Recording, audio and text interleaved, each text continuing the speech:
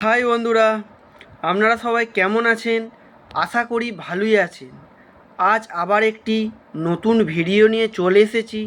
দয়া করে ভিডিওটা শেষ পর্যন্ত দেখবার অনুরোধ রইল।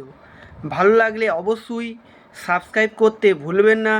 লাইক, শেয়ার এবং কমেন্ট অবশ্যই করবেন। চলুন শুরু করা যাক। তলপেটে ব্যথা যন্ত্রণা হলে সাধারণত আমরা মেডিসিন কিনে খেয়ে থাকি যাতে যন্ত্রণা কমে।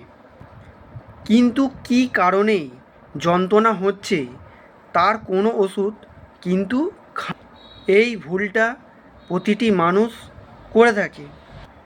যদি সবার আগে যন্ত্রণা কী কারণে হচ্ছে সেটি নির্ণয় করা যায়, তাহলে সঠিক ওষুধ আমাদের শরীরে প্রয়োগ করা হবে।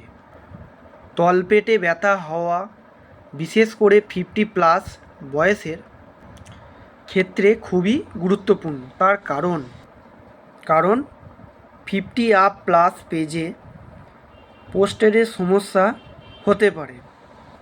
প্রোস্টেট বড় হয়ে যেতে পারে। এই প্রোস্টেট কতটা বড় হয়েছে সেটি জানতে সবার প্রথমে ইউএসজি করতে হবে। তাহলে বোঝা যাবে প্রোস্টেটটা কতটা বেড়েছে। ইউএসজি থেকে অনেক কিছু জানা যায়, যেমন প্রোস্টেটের ক্ষেত্রে প্রোস্টেট কতটা বড় হয়েছে সেটা বোঝা যায়। প্রোস্টেটে ব্লাডারে কতটা ইউরিন ফ্লো হচ্ছে, কতটা জমা থাকছে বোঝা যায়, ইত্যাদি বোঝা যায়। সেক্ষেত্রে 50+ এজ হলে অবশ্যই পেটে যন্ত্রণা হলে ইগনোর করবেন না।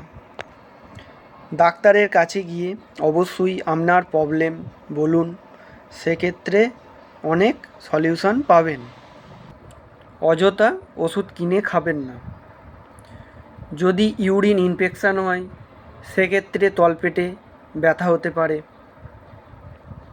যদি কিডনিতে স্টোন থাকে সেক্ষেত্রেও তলপেটে ব্যথা হতে পারে।